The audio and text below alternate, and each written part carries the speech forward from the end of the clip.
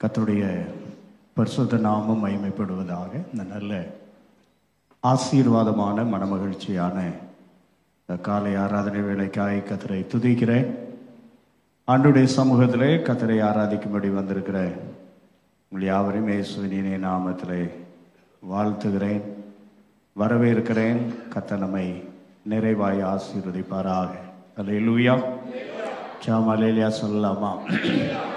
கர்த்தருடைய நாமம் மகிமைப்படுவதாக. ஆண்டவருடைய கிருபையினாலே உங்கள் எல்லாருடைய ஜெபத்தினாலே கடந்த 5 நாட்கள் சத்தீஸ்கர் மாநிலத்தில் கர்த்தருடைய மகிமையான ஊழியத்தை செய்யும்படி ஆண்டவராகிய தேவன் கிருபை பாராட்டினார்.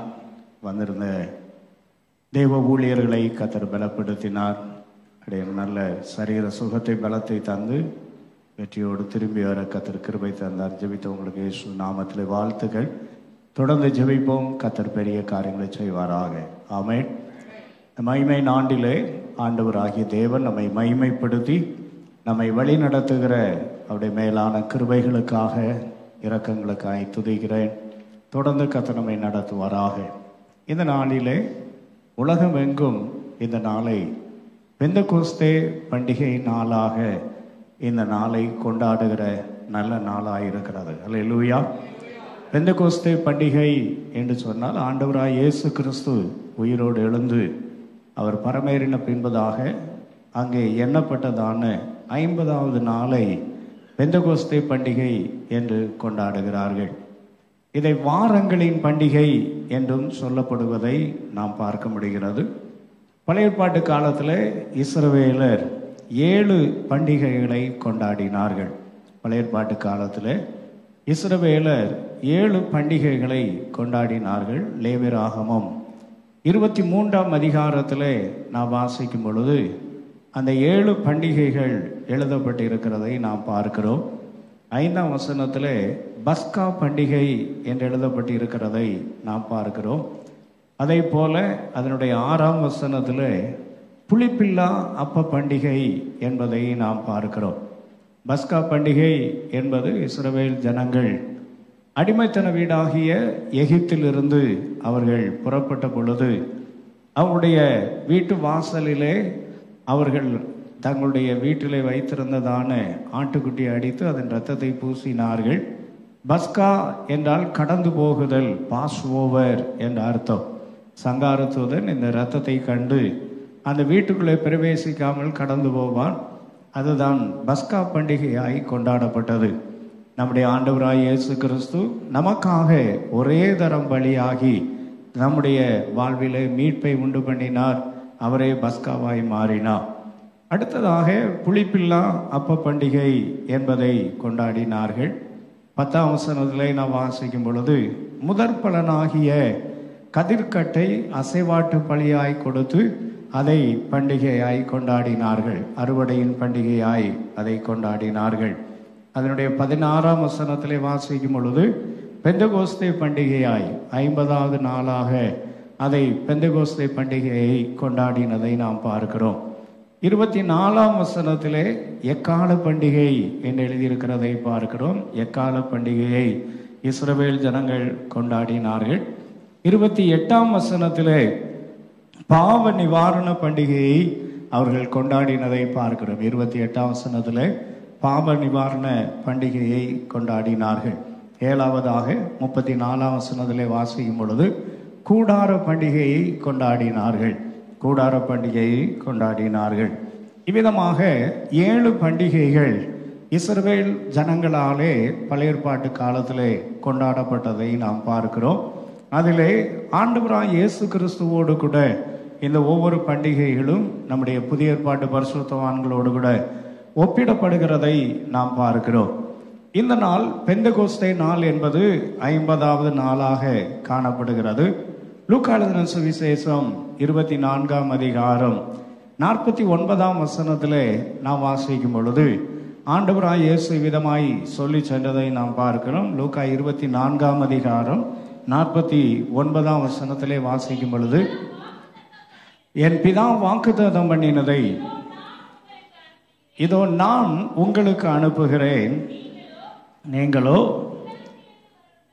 உன்னதத்திலிருந்து வரும் பலனால் தரிப்பிக்கப்படும் வரைக்கும் எருசலேம் நகரத்தில் இருங்கள் என்றார். உன்னதத்தில் இருந்து வரும் பலனால் தரிப்பிக்கப்படும் வரை எருசலேம் நகரத்தில் இருங்கள் என்று சொன்னார். அப்போஸ்தலர் 1 அதிகாரம் 5ஆம் வசனத்திலே நாம் இவ்விதமாய் வாசிக்கிறோம். அப்போஸ்தலர் 1:5, ஆகையால் நீங்கள் எருசலேமை விட்டு போகாமல்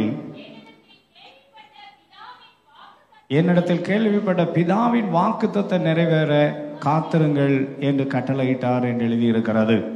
பிதாவின் வாக்குத்தத்தை நிறைவேற காத்திருங்கள் என்றும் உன்னதத்திலிருந்து வரும் பலனால் தரிப்பிக்கப்படும் வரை எருசலேமிலே காத்திருங்கள் என்று சொல்லி ஆண்டவராய் இயேசு கிறிஸ்து தம்முடைய சீடர்களுக்கு கட்டளையிட்டார். அவர்கள் 120 பேர் எருசலேமிலே மேல் வீட்டறையிலே ஆண்டவருக்காய் அவர்கள் காத்திருந்தார்கள்.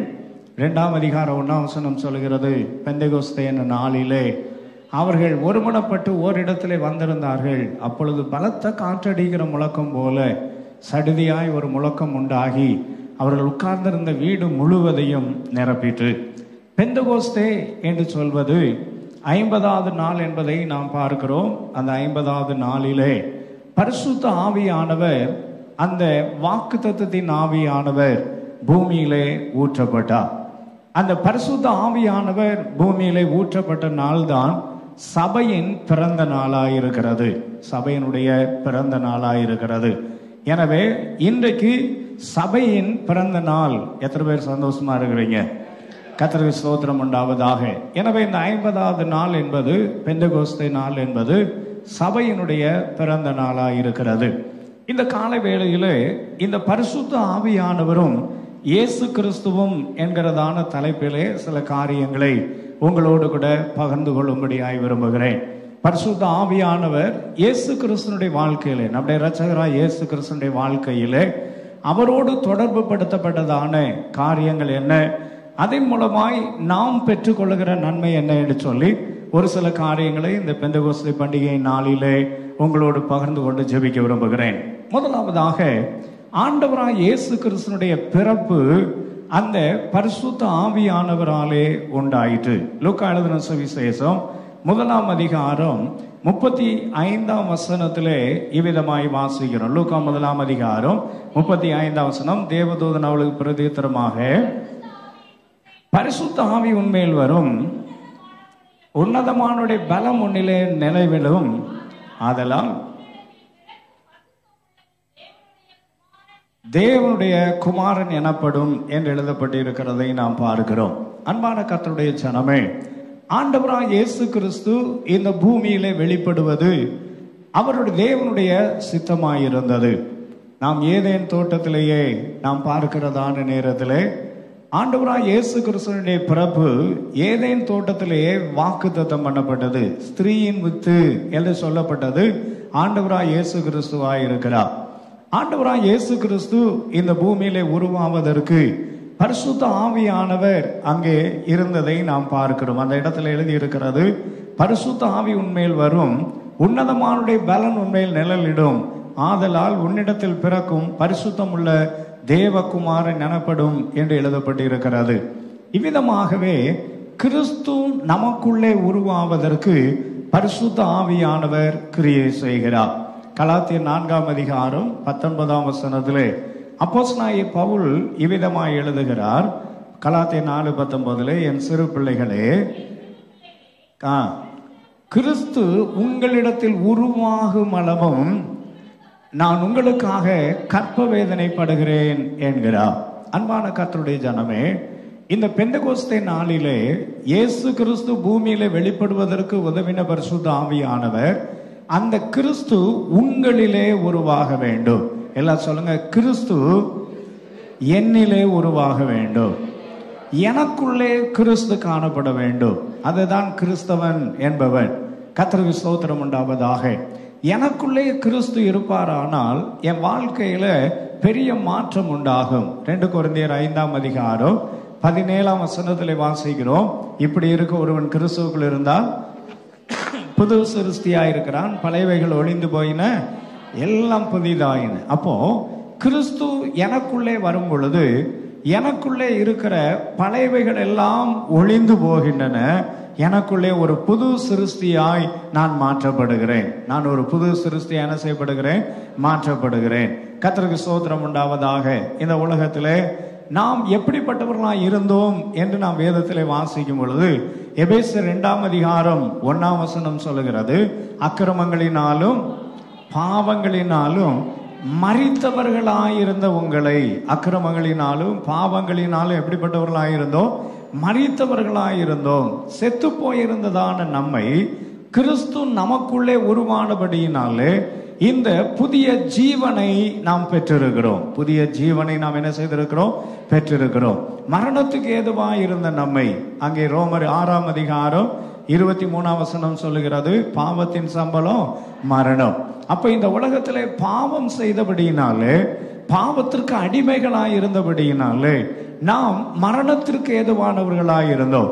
இந்த பரிசுத்த ஆவியானவர் நமக்குள்ளே வந்த பொழுது கிறிஸ்து நமக்குள்ளே உருவாகி இந்த பாவத்தின் கிரியைகளிலிருந்து அவர் நம்மை விடுதலையாக்கி இருக்கிறார். பக்கத்துல கைப்பிடிச்சு சொல்லுங்க, பாவத்தில் இருந்து இயேசு என்னை விடுதலையாக்கி இருக்கிறார். இந்த பெந்தெகோஸ்தே நாளிலே நமக்கு இருக்கிற ஒரு பெரிய மகிழ்ச்சி என்னவென்றால், இந்த ஆவியானவர் எனக்குள் வந்தபடியினாலே பாவத்தில் இருந்த நான் விடுதலை ஆக்கப்படும்படி கிறிஸ்து எனக்குள் உருவாகி இருக்கிறார்.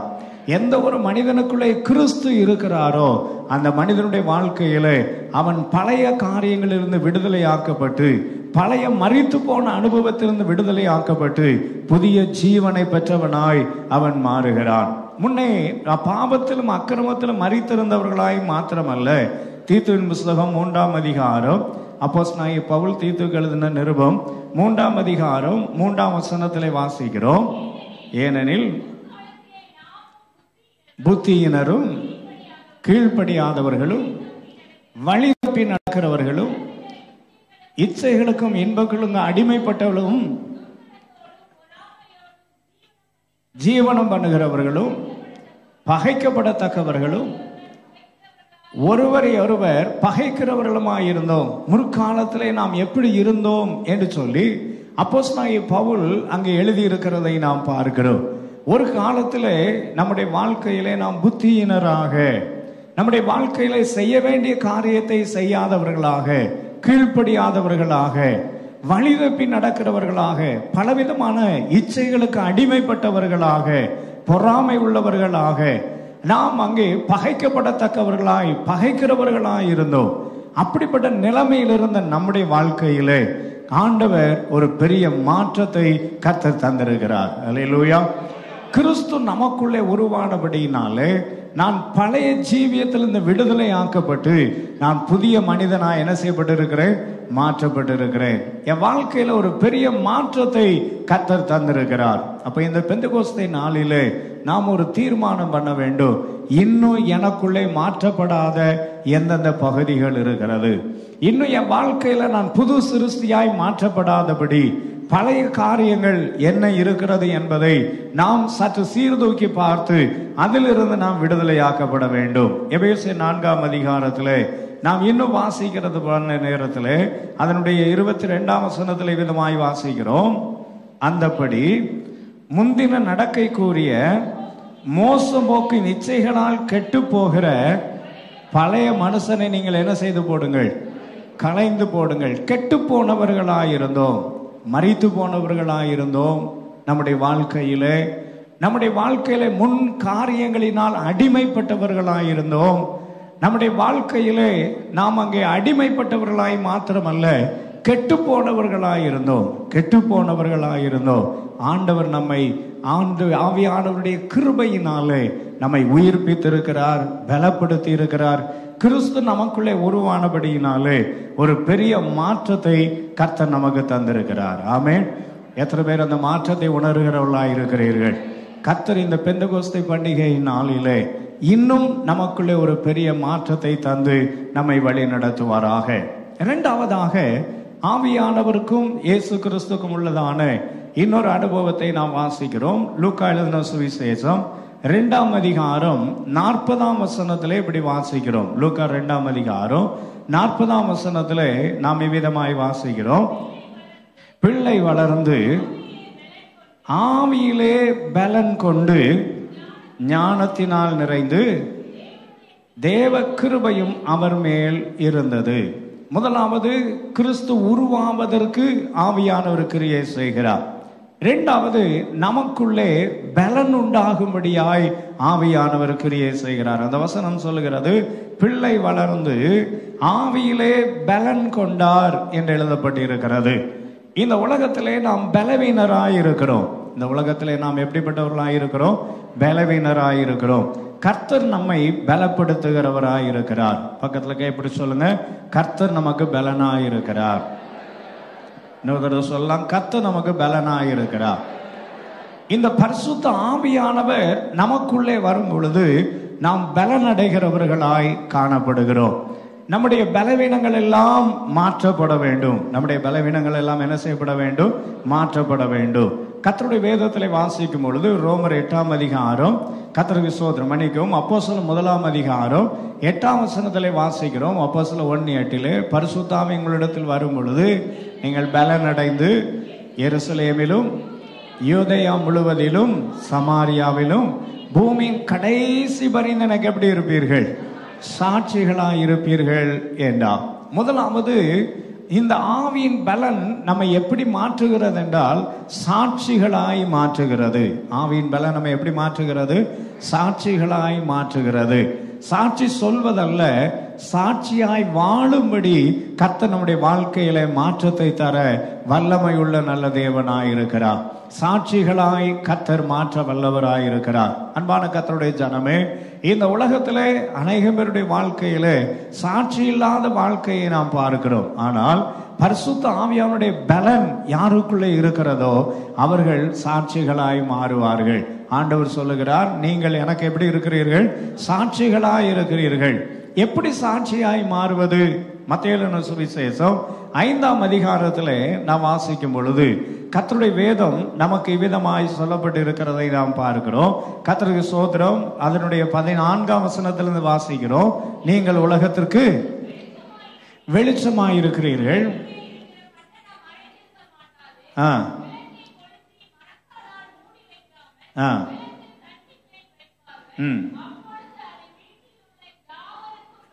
வீட்டில் உள்ள யாவருக்கும் வெளிச்சம் கொடுக்கும். இவ்விதமாய் மனுஷர் உங்கள் நற்கிரியைகளை கண்டு பரலோகத்தில் இருக்கிற பிதாவை மகிமைப்படுத்தும்படி உங்கள் வெளிச்சம் அவர்கள் முன்பாக என்ன செய்ய கிடவது? பிரகாசிக்க கிடவது. இந்த வசனத்திலே நாம் வாசிக்கிறதான நேரத்திலே நம்முடைய சாட்சியின் அனுபவத்தை இந்த வேத வசனம் அழகாய் சொல்லுகிறதை நாம் பார்க்கிறோம். அங்கே நாம் வாசிக்கிறதான நேரத்தில் நீங்கள் பூமிக்கு எப்படி இருக்கிறீர்கள்? உலகத்துக்கு எப்படி இருக்கிறீர்கள்? வெளிச்சமாய் இருக்கிறீர்கள். பக்கத்துல பார்த்து சொல்லுங்க, நீங்க தான் உலகத்துக்கு வெளிச்சம். ரொம்ப சோகமா சொல்றீங்க, நம்ம போய் வெளிச்சமா இருக்கிறோமா அப்படின்ற மாதிரி. நீங்க உலகத்துக்கு எப்படி இருக்கிறீர்கள்? வெளிச்சமாய் இருக்கிறீர்கள். இப்போ ஒரு காரியம் பாருங்க, நீங்க இருக்கிற தெருவில் தெரு லைட் இல்லைன்னா என்ன ஆயிடும்? இருட்டாயிரும். இருட்டானா என்ன நடக்கும்? இருட்டான என்ன நடக்கும்? வேதத்தில் எழுதி இருக்கிறது, இருளில் நடமாடும் கொள்ளை நோய். இருளில் நடமாடும் கொள்ளை நோய் இரவில் உண்டாகும் பயங்கரம். அப்போ இருள் நடக்கிற நேரத்தில் பலவிதமான பாதிப்புகள் வருகிறது. இருள் இருக்கிற இடத்துல என்ன வருகிறது? பாதிப்புகள் வருகிறது. கர்த்தருக்கு ஸ்தோத்திரம் உண்டாவதாக. இப்போ நீங்களும் நானும் வெளிச்சமாய் இல்லாவிட்டால் தேசத்திலே பாதிப்பு உண்டாகும். பக்கத்துல கைப்பிடிச்சு சொல்லுங்க, நீங்களும் நானும் வெளிச்சமாய் இல்லாவிட்டால் தேசத்திலே பாதிப்பு வரும். அப்ப தேசம் பாதுகாக்கப்படும்படி கர்த்தர் உங்களை எப்படி வச்சிருக்கிறாரு? எத்தனை பேர் நான் சொல்றது புரியுது? நம்ம சும்மா கிறிஸ்தவன் அப்படிலாம் நினைக்க கூடாது, விசுவாசி அப்படியெல்லாம் இல்லை. ஆண்டவர் உங்களை எதுக்கு வச்சிருக்கிறார்னா அந்த பகுதிக்கு உங்களை வெளிச்சமாய் வைத்திருக்கிறார். நீங்க வெளிச்சமாய் இல்லைன்னா அந்த பகுதி இருளாய் போய்விடும். இருளாய் போயிட்டுன்னா அந்த பகுதியிலே பாதிப்பு உண்டாகும். எனவே தான் ஆண்டவர் உங்களை என்ன பண்ணி இருக்கிறார்? வெளிச்சமாய் வைத்திருக்கிறார். அப்போஸ்தலனாகிய பேதுரு அழகா எழுதுகிறார், 1 பேதுரு 2:9 கர்த்தருக்கு ஸ்தோத்திரம், அந்தகாரத்திலிருந்து உங்களை ஆச்சரியமான ஒளியினிடத்திற்கு வரவழைத்தவருடைய புண்ணியங்களை அறிவிக்கும்படிக்கு. அப்ப நம்ம வாழ்க்கையில அந்தகாரத்திலிருந்து இந்த வெளிச்சத்துக்கு வந்தபடியினாலே நாம் வெளிச்சத்தின் பிள்ளைகளாய் மாற வேண்டும். நாம் வெளிச்சம் கொடுக்கிறவர்களா என்ன செய்ய வேண்டும்? மாற வேண்டும். அந்த வசனம் சொல்லுகிறது, நீங்கள் உலகத்துக்கு எப்படி இருக்கிறீர்கள்? வெளிச்சமாய் இருக்கிறீர்கள். இரண்டாவது எழுதி இருக்கிறது, மலையின் மேல் இருக்கிற பட்டணம் என்ன செய்ய மாட்டாது? மறைந்திருக்க மாட்டாது. பக்கத்துல பார்த்து சொல்லுங்க, நீங்கள் திறந்த புஸ்தகமாய் இருக்கிறீர்கள். தோத்துறோம். நாம எப்படி இருக்கிறோம்? திறந்த புஸ்தகமா இருக்கிறோமா, மூடுன புஸ்தகமா இருக்கிறோமா? சில பேர் வாழ்க்கையை திறந்தாச்சுன்னா அவ்வளவுதான், வண்டவாளம் எல்லாம் எங்க ஏறிடும்? தண்டவாளத்தில் ஏறிடும். அப்ப நம்ம வாழ்க்கை ரொம்ப கவனமா இருக்க வேண்டும். நம்முடைய வாழ்க்கையில நாம் சாட்சி என்பது என்னவென்று சொன்னால், நாம் திறந்த புத்தகமாய் இருக்க வேண்டும். கர்த்தருக்கு ஸ்தோத்திரம் உண்டாவதாக. அப்போஸ்தலனாகிய பவுல் எழுதுகிறார், நீங்கள் எழுதப்பட்டும் மற்றவர்களால் வாசிக்கப்பட்டும் இருக்கிற நிருபங்களாய் இருக்கிறீர்கள். மற்றவர்களால் வாசிக்கப்பட்டும் இருக்கிற நிருபங்களாய் இருக்கிறீர்கள். மலையின் மேல் இருக்கிற பட்டணம். இப்ப நம்ம தான் மற்றவர்கள் பார்ப்பார்கள். மற்றவர்களை போல நாம் இருக்கக்கூடாது. மற்றவர்களை போல நாம் என்ன செய்யக்கூடாது? இருக்கக்கூடாது. உலகத்திற்கும் நமக்கும் ஒரு பெரிய வித்தியாசம் இருக்க வேண்டும். எஸ்தரின் புஸ்தகம் 3ஆம் அதிகாரத்தில் வாசிக்கும் பொழுது ஆமான் சொல்லும்போது சொல்லுகிறார், நம்முடைய தேசத்திலே ஒருவித ஜனங்கள் பரம்பி இருக்கிறார்கள். ஒரு ஜனங்கள் எப்படி இருக்கிறார்கள்? பரம்பி இருக்கிறார்கள். அவருடைய பழக்க வழக்கங்கள் வித்தியாசமாய் இருக்கிறது. 8ஆம் வசனத்திலே வாசிக்கிறோம், அவருடைய பழக்க வழக்கங்கள் எப்படி இருக்கிறது? வித்தியாசமாய் இருக்கிறது. பக்கத்துல பார்த்து சொல்லுங்க, நம்ம கதை எப்படி இருக்குது? தோத்துறோம். வித்தியாசமா இருக்குதா? நாம ஊரோட ஒத்து போகிறவர்களா இருக்கிறோமா? நம்ம வாழ்க்கையில ஆண்டவர் ஒரு மாற்றத்தை கர்த்தர் எதிர்பார்க்கிறவராய் இருக்கிறார். அப்போ மலையின் மேல் இருக்கிற பட்டணம் அப்படின்னு சொன்னா நாம் வித்தியாசமானவர்கள். நம்மை மற்றவர்கள் பார்க்கிறவர்களாய் இருக்கிறார்கள். நம்மை மற்றவர்கள் என்ன செய்கிறார்கள்? பார்க்கிறவர்களாய் இருக்கிறார்கள். நம்முடைய நடக்கை மற்றவர்களை போல இல்லாமல் இருக்க வேண்டும். வேதம் சொல்லுது, மற்றவர்கள் தூங்குகிறது போல நீங்க தூங்கக்கூடாது, மற்றவர்கள் சாப்பிடுகிறது போல நீங்க சாப்பிடக்கூடாது, மற்றவர்கள் துக்கப்படுகிறது போல நீங்க என்ன செய்யக்கூடாது? துக்கப்படக்கூடாது. வேதம் அப்படிதான் எழுதியிருக்கிறது. 1 தெசலோனிக்கேயர் 4:13 எழுதியிருக்கிறது, நித்திரை நிமித்தம் மற்றவர்கள் துக்கப்படுகிறது போல நீங்க என்ன செய்யக்கூடாது? துக்கப்படக்கூடாது. எபேசியர் நிருபத்திலே வாசிக்கிறோம், மற்றவர்கள் தூங்குகிறது போல நீங்க என்ன செய்யக்கூடாது? தூங்கக்கூடாது. கர்த்தருக்கு ஸ்தோத்திரம் உண்டாவதாக. எல்லா விதங்களிலும் நாம் மற்றவர்களுக்கு முன்மாதிரிகளாய் இருக்க வேண்டும். மலையின் மேல் இருக்கிற பட்டணம், மலையின் மேல் இருக்கிற பட்டணம். 3வது சொல்லப்பட்டு இருக்கிறது, கர்த்தருக்கு ஸ்தோத்திரம், மத்தேயு 5ஆம் அதிகாரத்திலே வாசிக்கும் பொழுது, விளக்கை கொளுத்தி மரக்காலால் என்ன செய்யாமல், மூடி வைக்காமல் விளக்கு தண்டின் மேல் வைப்பார்கள். சில பேர் வெளியே வரும்போது பைபிளை ரொம்ப பத்திரமா மறைச்சு வச்சுட்டு வருவாங்க. நாம கிறிஸ்தவனை யாருக்கு என்ன செஞ்சிடக்கூடாது? கிறிஸ்தவனை யாருக்கு என்ன செஞ்சிடக்கூடாது? தெரிஞ்சிடக்கூடாது. மற்றவர்கள் மத்தியிலே நாம் வெளிச்சம் கொடுக்க வேண்டும் என்றால் கர்த்தருக்கு ஸ்தோத்திரம், மறைந்திருக்கிறவர்களாய் அல்ல. நாம் என்ன செய்கிறவர்களாய் அல்ல, மறைந்திருக்கிறவர்களாய் அல்ல. இவ்விதமாய் நாம் இருக்க வேண்டும் என்றுதான் அந்த வசனம் சொல்லுது. இவ்விதமாய் மனுஷருங்கள் நற்கிரியைகளை கண்டு, மனுஷருங்கள் எதை கண்டு? நற்கிரியைகளை கண்டு. நான் வெளிச்சம் கொடுக்கிறவன் என்கிறதான அந்த நிலைமையை, அந்த நினைவை நாம் ஒரு நாள் என்ன செய்யவிடக்கூடாது? மறந்து விடக்கூடாது. ஒரு நாள் நம்முடைய வாழ்க்கையில மறந்து இருந்து விடக்கூடாது.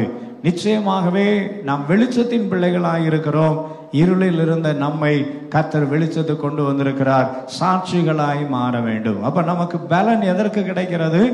சாட்சிகளாய் வாழ்வதற்கு கர்த்தர் நமக்கு பலன் தருகிறவராய் இருக்கிறார்.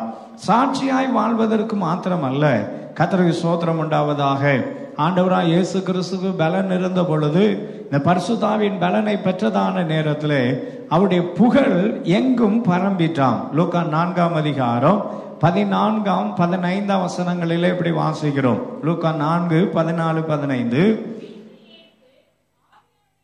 ஆவியானுடைய பலத்தினாலே கலிலேயாவுக்கு திரும்பி போனார். அவருடைய கீர்த்தி சுற்றிலும் இருக்கிற தேசம் எங்கும் பரம்பிட்டு உபதேசித்து எல்லாராலும் புகழப்பட்டார். நீங்க உங்க வாழ்க்கையில பரிசுத்தாவின் பலன் இருக்கும், ஆனால் மற்றவர்களுடைய மத்தியிலே புகழ்ச்சிக்குரியவர்களாக, மற்றவருடைய மத்தியிலே நாம் மேன்மைப்படுத்தப்படுகிறவர்களாய் கர்த்தர் நம்மை மாற்ற வல்லவராய் இருக்கிறார். அல்லேலூயா. அல்லேலூயா. கர்த்தருக்கு ஸ்தோத்திரம் உண்டாவதாக. ராஜா கேட்கிறாரு, வாசிக்க திறமை உள்ள யாராவது இருக்கிறாங்களா அப்படின்ன உடனே ராஜாவின் அரண்மனையிலே தாவீதை பற்றி பேசப்படுகிறது. ராஜாவின் அரண்மனையிலே தாவீதை பற்றி என்ன செய்யப்படுகிறது? பேசப்படுகிறது. அவர் சொல்லுகிறார், நான் ஈசாயின் குமாரனின் ஒருவனை என்ன செய்திருக்கிறேன்? கண்டிருக்கிறேன். 1 சாமுவேல் 16ஆம் அதிகாரம் 18ஆம் வசனத்திலே வாசிக்கிறதான நேரத்திலே அவர் சொல்லுகிறான், பெத்லெகேமே நான் ஈசாயின் குமாரனின் ஒருவனை என்ன செய்திருக்கிறேன்? கண்டிருக்கிறேன். அன்பான கர்த்தருடைய ஜனமே, அரண்மனையில் இருக்கிற வேலைக்காரர் சொல்றாரு, நான் ஈசாயின் குமாரனின் ஒருவனை கண்டிருக்கிறேன், அவன் வாசிப்பதில் தேறினவன். அப்போ நம்முடைய வாழ்க்கையிலே பரிசுத்தாவியின் பலன் இருக்குமானால் நம்முடைய கீர்த்தி மற்றவர்கள் மத்தியிலே காணப்பட வேண்டும். நம்முடைய கீர்த்தி மற்றவர்கள் மத்தியில் என்ன செய்யப்பட வேண்டும்? காணப்பட வேண்டும். கர்த்தருக்கு ஸ்தோத்திரம். 1 சாமுவேல் 9:6 வாசிக்கிறோம். சாமுவேல் தீர்க்கதரிசியை பற்றி வேலைக்காரரில் ஒருவன் சொல்லுகிறான், இந்த பட்டணத்திலே ஒரு தேவனுடைய மனுஷன் இருக்கிறார். இந்த பட்டணத்திலே தேவனுடைய மனுஷன் ஒருவர் என்ன செய்கிறார்? இருக்கிறார். நாம் அவரிடத்தில் போவோம், நாம் போக வேண்டிய நம்முடைய வழியை நமக்கு என்ன செய்வார்? தெரிவிப்பார் என்று சொன்னார்கள். கர்த்தருக்கு ஸ்தோத்திரம் உண்டாவதாக.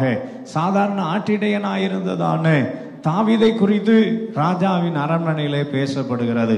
ஒருவேளை நாம நினைக்கல நம்ம சாதாரணமான ஆள் என்று சொல்லி. நாம் சாதாரணமானவர்கள், நமக்குள் இருக்கிறவர் பெரியவர் என்று எத்தனை பேர் விசுவாசிக்கிறீர்கள்? ஆண்டவர் சொன்னா, நான் உனக்கு கீர்த்தியும் புகழ்ச்சியும் உண்டாக பண்ணுவேன். எப்போ? இந்த பரிசுத்தாவின் பலன் நமக்குள்ள இருக்கும் பொழுது கர்த்தர் நம்முடைய கீர்த்தியை, நம்முடைய புகழை அவர் பெருக பண்ண வல்லவராயிருக்கிறார். நம்முடைய தேவனை போல நல்ல தேவன் ஒருவரும் இல்லவே இல்லை. ஆதியாகமத்திலே 40ஆம் அதிகாரத்திலே வாசிக்கும் பொழுது ராஜாவுக்கு சொப்பனம் வருகிறது. அப்பொழுது பானபாத்திரக்காரனுடைய தலைவன் சொல்லுகிறான், இங்கே எபிரெய பிள்ளையாண்டன் ஒருவன் இருக்கிறான், அவனுக்குள்ளே தேவ ஆவியானவர் இருக்கிறார். அவனுக்குள்ளே தேவ ஆவியை பெற்றிருக்கிறான் அந்த மனிதன். சொப்பனங்களுக்கெல்லாம் அர்த்தம் சொல்லுகிறான். அன்பான தேவ ஜனமே, ஆவியின் பலனை பெற்றவனை கர்த்தர் மேன்மைப்படுத்த வல்லமை உள்ள நல்ல தேவனாய் இருக்கிறார். அல்லேலூயா. பக்கத்துல பார்த்து சொல்லுங்க, பரிசுத்த ஆவியின் பலனை பெற்றுக்கொண்டால் கர்த்தர் உங்களை புகழ்ச்சிக்குரியவர்களாய் மாற்றுவார். கர்த்தர் நம்மை புகழ்ச்சிக்குரியவர்களாய் என்ன செய்வார்? மாற்றுவார். கர்த்தருக்கு ஸ்தோத்திரம். அது மாத்திரமல்ல, நாம் ஜெபம் பண்ண வேண்டிய விதத்தை ஆவியானவருடைய பலன் கற்றுத்தரும். ரோமர் 8ஆம் அதிகாரம் 26ஆம் வசனத்திலே விதமாய் வாசிக்கிறோம். ரோமர் 8ஆம் அதிகாரம் 26ஆம் வசனத்திலே வாசிக்கும் பொழுது, அந்தபடி ஆவியானவரும் நமது பலவீனங்களை நமக்கு என்ன செய்கிறவராய் இருக்கிறார்? உதவி செய்கிறவராய் இருக்கிறார். பலவீனங்களில் நமக்கு உதவி செய்கிறார். நாம் வேண்டிக் கொள்ள வேண்டியது இன்னதென்று என்ன செய்யாதபடியினாலே, அறியாமல் இருக்கிறபடியினாலே ஆவியானவர் தாமே வாக்கு கடங்காத பெருமூச்சுகளோடு நமக்காக வேண்டுதல் செய்கிறார். நாம் ஏற்றபடி வேண்டிக் கொள்ள வேண்டியது இன்னதென்று என்ன செய்யல தெரியவில்லை. நாம் எப்படி வேண்டிக் கொள்ள வேண்டும், எப்படி ஆண்டவருக்கு பிரியமாய் நாம் ஜெபிக்க வேண்டும் என்பது நமக்கு தெரியவில்லை. இதன் அர்த்தம் என்ன என்று நாம் பார்க்கிறதான நேரத்தில் பல நேரங்களிலே நாம் ஜெபிக்கிறோம். நம்முடைய தேவன் ஜெபத்தை கேட்கிறவன் எத்தனை பேர் விசுவாசிக்கிறீர்கள்? 65:2 சங்கீதத்திலே வாசிக்கிறோம், ஜெபத்தை கேட்கிறவரே மாம்சமான யாவரும் இடத்தில் வருவார் என்று எழுதியிருக்கிறது. யோவான் 14:14 எழுதியிருக்கிறது, என் நாமத்தினால நீங்கள் எதை கேட்டாலும் நான் அதை உங்களுக்கு என்ன செய்வேன்? தருவேன் என்று எழுதியிருக்கிறார். அப்புறம் ஏன் பல நேரங்களிலே நம்முடைய ஜெபத்திற்கான பதிலை நாம் பெற்றுக்கொள்ள முடியவில்லை? கர்த்தருக்கு ஸ்தோத்திரம் உண்டாவதாக. 1 யோவான் 5ஆம் அதிகாரம் 14ஆம் வசனத்திலே வாசிக்கிறோம், நாம் எதையாகிலும் அவருடைய சித்தத்தின்படி கேட்டால் அவர் நமக்கு செவி கொடுக்கிறார் என்பதே அவரை பற்றி நாம் கொண்டிருக்கிற தைரியம். அப்போ நம்ம வாழ்க்கையில ஆவியானவர் உள்ள இருந்தா தேவ சித்தத்தை நமக்கு வெளிப்படுத்தி தருவார். பக்கத்துல கைப்பிடி சொல்லுங்க, பரிசுத்த ஆவியானவர் உள்ள இருந்தா நாம் ஜெபம் பண்ணும்போது தேவ சித்தத்தை வெளிப்படுத்தி தருவார். இப்ப நமக்கு தேவ சித்தம் என்ன செய்யறது இல்லை, தெரியறதில்லை. அப்போ ஆவியானவர் உள்ள இருந்தாதான், ஆவியானுடைய ஒத்தாசை இருந்தாதான் அவருடைய சித்தத்தை நாம் அறிந்து கொள்ள முடியும். அவருடைய சித்தத்தை நாம் என்ன செய்ய முடியும்? அறிந்து கொள்ள முடியும். 3 காரியங்களுக்கு பரிசுத்த ஆவியுடைய பலன் உதவுகிறதை நாம் பார்த்தோம். முதலாவதாக, நாம் சாட்சியாய் வாழ ஆவியானவர் உதவி செய்கிறார், பலன் தருகிறார். இரண்டாவதாக எதற்கு உதவி செய்கிறவராய் இருக்கிறாரா? கர்த்தருக்கு ஸ்தோத்திரம். நம்முடைய புகழ் என்ன செய்யும்படியாக, நம்மை மேன்மைப்படுத்தும்படி, புகழ்ச்சியாய் வாழும்படி ஆவியானவர் பலன் தருகிறார். மூன்றாவது நாம் பார்க்கிறோம், நம்முடைய வாழ்க்கையிலே நாம் ஜெபிப்பதற்கு, அவருடைய சித்தத்தின்படி ஜெபிப்பதற்கு ஆவியானவர் நமக்கு என்ன செய்கிறவராய் இருக்கிறார்? உதவி செய்கிறவராய் பலன் தருகிறவராய் இருக்கிறார். முதலாவது கிறிஸ்து நமக்குள்ளே உருவாக வேண்டும். இரண்டாவது தேவ பலன் நமக்கு என்ன செய்ய வேண்டும்? கிடைக்க வேண்டும். மூணாவது வாசிக்கலாம். லூக்கா 4ஆம் அதிகாரம் 1ஆம் வசனத்தில் இப்படி வாசிக்கிறோம். லூக்கா எழுதின சுவிசேஷம் 4ஆம் அதிகாரம் 1ஆம் வசனம். இயேசு பரிசுத்த ஆவியினால் நிறைந்தவராய் ஆவியானவராலே வனாந்திரத்துக்கு கொண்டு போகப்பட்டார்.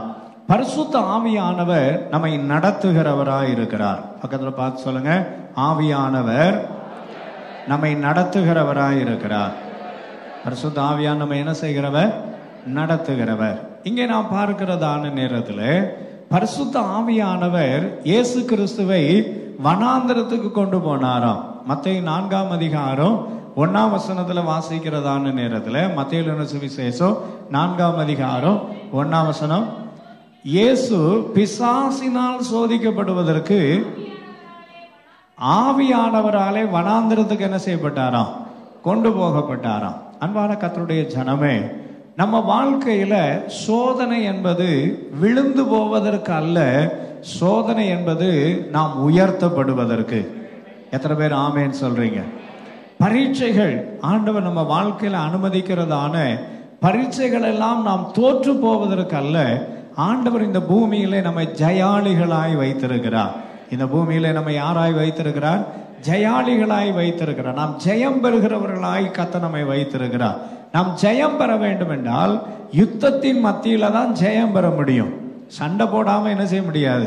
ஜெயம் பெறவே முடியாது. அங்கே எபேசியர் 6:12 வாசிக்கிறோம், உலகத்திலே நமக்கு என்ன இருக்கிறது?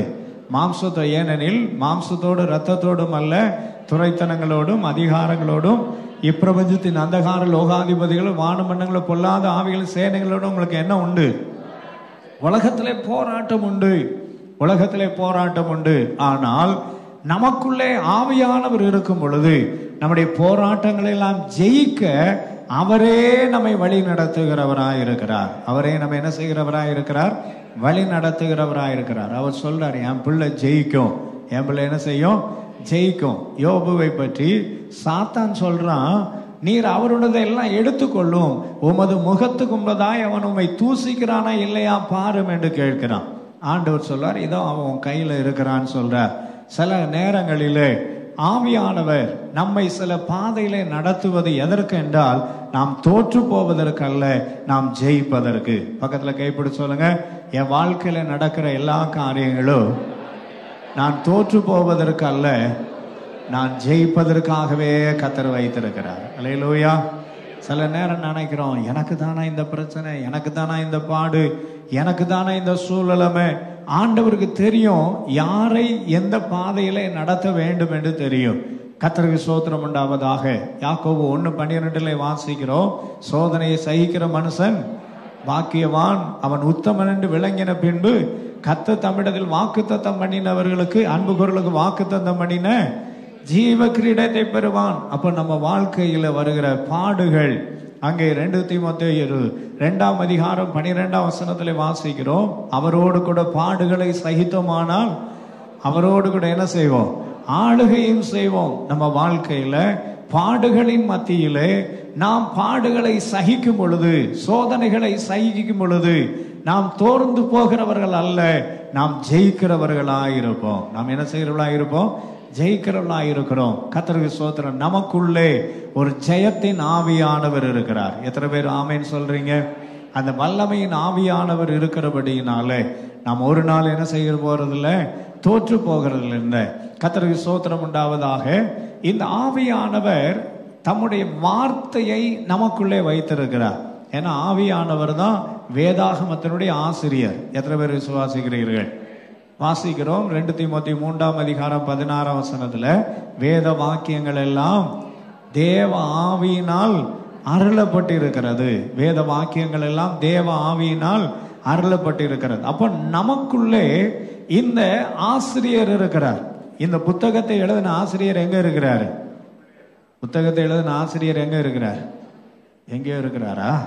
பக்கத்துல பார்த்து சொல்லுங்க. வேதத்தை எழுதின ஆசிரியர் எனக்குள்ளே இருக்கிறார். இப்ப எனக்கு பிரச்சனை வரும்போது எது வெளிப்பட வேண்டும்? வசனம் வெளிப்பட வேண்டும். வெளிப்படுத்தல் 12:11 வாசிக்கிறோம். வெளிப்படுத்தின விசேஷம் 12ஆம் அதிகாரம் 11ஆம் வசனத்துல, மரணமே நேரிடுகிறதா இருந்தும் அதற்கு தப்பும்படி தங்கள் ஜீவனை பாராமல் ஆட்டுக்குட்டியின் இரத்தத்தினாலும் சாட்சியின் வசனத்தினால் அவனை என்ன செய்தார்கள்? அப்ப நமக்குள்ளே தேவ வசனம் இருக்குமானால் நாம் ஜெயிக்கிறவர்களாய் இருப்போம். அல்லேலூயா. அப்போ ஆவியானவர் நம்மை சில பாதைகளிலே நடத்தும் பொழுது அது நம்முடைய வாழ்க்கையில இழப்புக்கு அல்ல, மேன்மைக்கு ஏதுவாகவே இருக்கிறது. சோதனை ஒரு நாளும் நாம் தோற்று போவதற்கு அல்ல. கர்த்தருக்கு ஸ்தோத்திரம் உண்டாவதாக. ஆதியாகமம் 22ஆம் அதிகாரத்திலே இவைகளுக்கு பின்பு கர்த்தர் ஆபிரகாமை என்ன செய்தாராம்? சோதித்தார் என்று எழுதியிருக்கிறது. சோதனுடைய விளைவு என்ன என்று நாம் வாசிக்கும் பொழுது ஆதியாகமம் 22ஆம் அதிகாரத்திலே நாம் வாசிக்கிறோம். 17ஆம் வசனத்திலே இவ்விதமா எழுதியிருக்கிறது, நான் உன்னை ஆசீர்வதிக்கவே ஆசீர்வதித்து உன் சந்ததியை வானத்து நட்சத்திரங்களைப் போலவும் கடற்கரை மணலைப் போலவும் பெருக பண்ணுவேன் என்றும்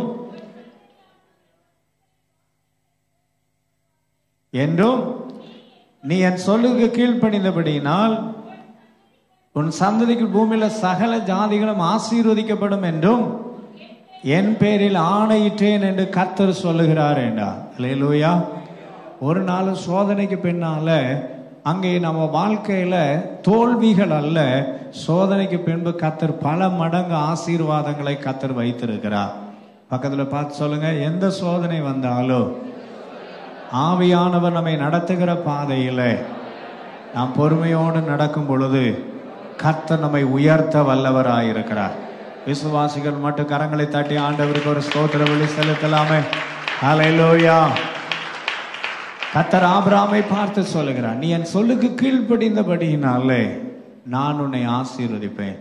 வெறுமனை ஆசீர்வதிப்பேன் சொல்லாம சொல்றாரு, ஆசீர்வதிக்கவே ஆசீர்வதிப்பேன். நான் உன்னை ஆசீர்வதிக்கவே ஆசீர்வதிப்பேன்.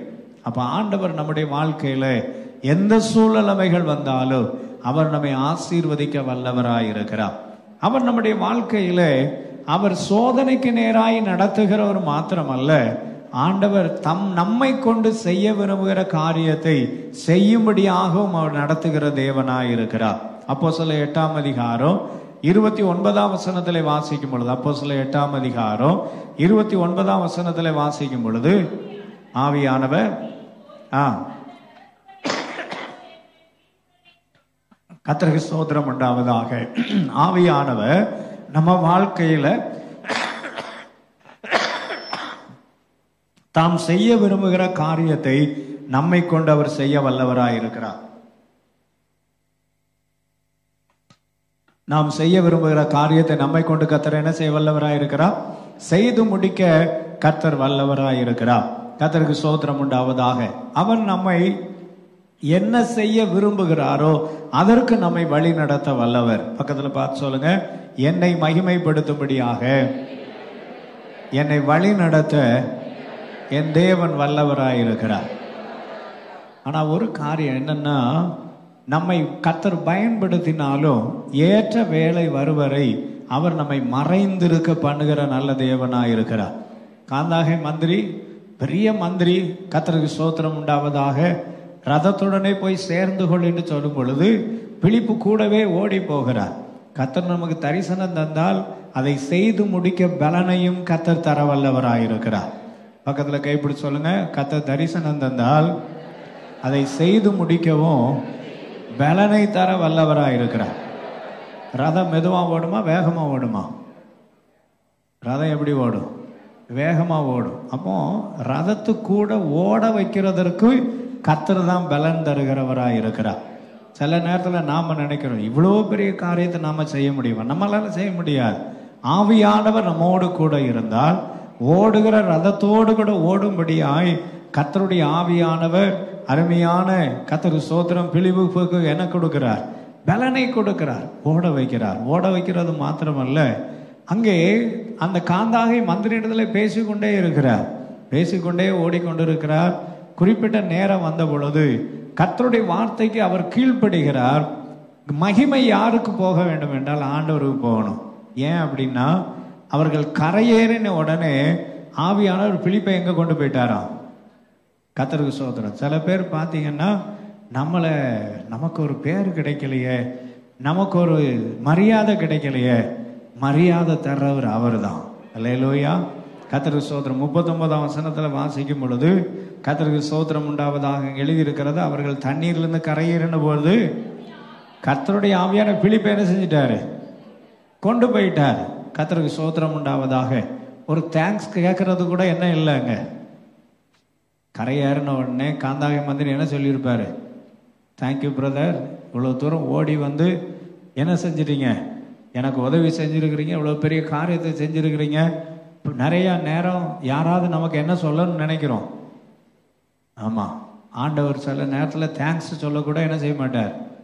ஆமாம், அனுமதிக்க மாட்டார். அப்படின்னா நமக்கு பலன் அங்கே இருக்குன்னு அர்த்தம்.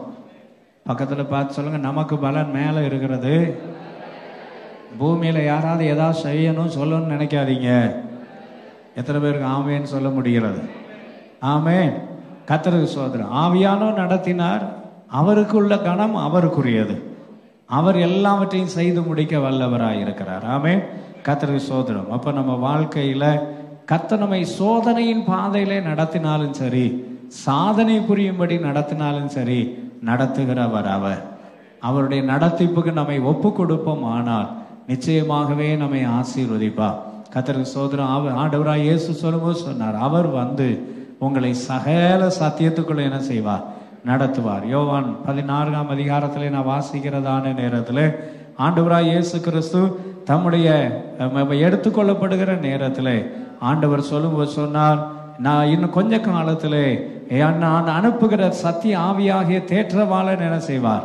அவருவார். அவர் வந்து உங்களை சகல சத்தியத்துக்குள்ள என்ன செய்வார்? நடத்துவார் என்று சொல்கிறதை நாம் பார்க்கிறோம். கர்த்தருக்கு ஸ்தோத்திரம். யோவான் 16:13 வாசிக்கிறோம், சத்திய ஆவியாகிய அவர் வரும் பொழுது சகல சத்தியத்துக்குள்ளும் உங்களை என்ன செய்வார்? அவர் நடத்துவார். நம்மை சகல சத்தியத்திற்குள்ளும், அவர் ஒரு சகல உண்மைக்குள்ளும் அவர் நம்ம என்ன செய்கிறவராயிருக்கிறார்? நடத்துகிறவராயிருக்கிறார்.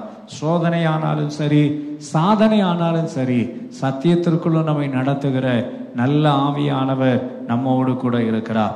இயேசு இந்த பூமியில பிறப்பதற்கு அங்கே காரணமாயிருந்ததான பரிசுத்த ஆவியானவர் நமக்குள்ளே கிறிஸ்து பிறப்பதற்கு காரணமாயிருக்கிறார். அவரே பலனாய், இயேசுவுக்கு பலனாய் இருந்தவர் நமக்கு பலனாய் இருக்கிறார். இயேசுவை நடத்தினவர் நம்மையும் நடத்த வல்லவராயிருக்கிறார். ஆண்டவரை நோக்கி பார்ப்போமா? எல்லா தேவ சமூகத்திலும் இருப்போம். கொஞ்ச நேரம் ஆண்டவரை நோக்கி, பரிசுத்த ஆவியானவர் இரட்சகராய் இயேசுவுக்கு செய்த காரியத்தை நம்ம வாழ்க்கையில செய்யும்படியாய், கிறிஸ்து நமக்குள்ளே உருவாகும்படி, எனக்குடைய வாழ்க்கையில ஒரு பெரிய மாற்றம் உண்டாகும்படி ஆண்டவரை நோக்கி நாம் கேட்கலாம். ஏசப்பா, என் வாழ்க்கையில ஒரு பெரிய மாற்றம் உண்டாக வேண்டும். என் வாழ்க்கையில நான் கிறிஸ்துவுக்குள் ஒருவன் இருந்தால் புது சிருஷ்டியாய் இருக்கிறான், பழையவைகள் ஒளிந்து போயின, எல்லாம் புதிதாயின என்று சொன்னதை போல நம்ம வாழ்க்கையில எல்லாம் புதிதாக்கப்படும்படியாய் ஒரு பெரிய மாற்றம் நமக்குள்ளே உண்டாகும்படியாய், அது மாத்திரமல்ல நம்முடைய வாழ்க்கையில ஆண்டவர் நமக்கு அவர் பலனை தரும்படியாய், ஒரு புதிய பலனை கத்த நமக்கு தந்திரும்படியாய், ஆண்டவருடைய பலன் நம்மளே நிரப்பப்படும்படியாய், நாம் சாட்சியாய் வாழ்வதற்கு கத்த நமக்கு பலன் தரும்படியாக ஆண்டவர் நம்முடைய வாழ்க்கையிலே அவர்தாமே பலனாய் இருக்கிறார். நாம் ஜெபிக்க வேண்டிய விதத்திலே நாம் ஜெபிப்பதற்கு அவர் பலன் தர வல்லவராய் இருக்கிறார். என்னை பலப்படுத்தும் ஆண்டவரே என்று சொல்லி ஆண்டவரிடத்திலே நாம் கேட்கலாம். அதை போல பரிசுத்த ஆவியானவர் அவர் நம்மை நடத்துகிறவராய் இருக்கிறார். சோதனை ஆனாலும் சரி, சாதனை ஆனாலும் சரி, சத்தியத்தின் பாதையிலும் சரி, அவரே நம்மை நடத்த வல்லவராய் இருக்கிறார். அப்படியே ஆண்டவரை நோக்கி கர்த்தருடைய கரத்திலே நம்மை அர்ப்பணிக்கலாம். ஆண்டவரே, பரிசுத்த ஆவியானவரே, என்னிலே நீங்க கிறிஸ்து உருவாகும்படியாய், என்னை நீங்க நடத்தும்படியாய், என்னை பலப்படுத்தும்படியாய் உம்முடைய கரத்திலே நான் ஒப்பு கொடுக்கிறேன் என்று சொல்லி கர்த்தருடைய கரத்திலே நம்மை அர்ப்பணிக்கலாம். ஹல்லேலூயா. உம்மை ஸ்தோத்திரிக்கிறோம் ஆண்டவரே. வல்லமையின் ஆவியானவர் என்னில் வந்துவிட்ட காரணத்தினால் கொல்லாத சாத்தான ஒரு சொல்லால விரட்டி விட்டேன். வல்லமையின் ஆவியானவர் என்னில் வந்துவிட்ட காரணத்தினால் கொல்லாத சாத்தான ஒரு சொல்லால விரட்டி விட்டேன். கட்டுப்பாட்டின் ஆவியானவர் என்னை கண்ட்ரோல் பண்ணி நடத்துகிறார். கட்டுப்பாட்டின் ஆவியானவர் என்னை கண்ட்ரோல் பண்ணி நடத்துகிறார். இஷ்டம் போல அலைவதில்லை, அவர் சித்தம் செய்து வாழ்பவன் நான். இஷ்டம் போல அலைவதில்லை, அவர் சித்தம் செய்து வாழ்பவன் நான். வல்லமையின் ஆவியானவர் என்னில் வந்துவிட்ட காரணத்தினால் கொல்லாத சாத்தான ஒரு சொல்லால விரட்டி விட்டேன். வல்லமையின் ஆவியானவர் என்னில் வந்துவிட்ட காரணத்தினால் கொல்லாத சாத்தான ஒரு சொல்லால விரட்டி விட்டேன். வல்லமையின் ஆவியானவர் நமக்குள் இருக்கிறபடியினால் பொல்லாத சாத்தான நமக்கு ரொம்ப எழுப்பி வருகிற எல்லாவற்றின் மேல் ஜெயம் எடுக்க கர்த்தர் கிருபை தருவார். அன்பின் தகப்பனே, இந்த நல்ல நாளுக்காக நன்றியோடு துதிக்கிறோம். நல்கப்பட்ட நல்ல வார்த்தைகளுக்காய் ஸ்தோத்திரம். எங்களுடைய வாழ்க்கையிலே அப்பா நீங்க கிறிஸ்து உருவாகும்படியாய் நாங்கள் பலனுள்ளவர்களாய் மாறும்படி எங்க வாழ்க்கையில கர்த்தாவே தேவரீர் கிருபை பாராட்டும்படி ஜெபிக்கிறோம். எங்களை வழி நடத்துவதற்கு உடைய கரத்திலே அர்ப்பணிக்கிறோம். கிருபை எங்களோடு வழி நடத்தட்டும், ஆசீர்வதிங்க. இயேசு கிறிஸ்துவின் இன்ப நாமத்தில் பிதாவே, ஆமென். என் ஆத்துமாவே என் முழு உள்ளமை பரிசுத்த நாமத்தை ஸ்தோத்திரி. என் ஆத்துமாவே கர்த்தரை ஸ்தோத்திரி. கர்த்தர் செய்த சகல உபகாரங்களை மறவாதே. ஆமென். நம்முடைய கர்த்தராகிய இயேசு கிறிஸ்துவின் கிருபையும் பிதாவாகிய தேவனுடைய அன்பு பரிசுத்த ஆவியானவருடைய அந்யோன்ய ஐக்கியமும் ஆசீர்வாதமும் சமாதான கிருபையும் நன்மையும் நம் அனைவரோடும் இன்றும் என்றும் சதா காலங்களிலும் இருப்பதாக. ஆமேன், ஆமேன். ஹல்லேலூயா. எல்லாரும் சோதர கர்த்தர் உங்களை ஆசீர்வதிப்பாராக.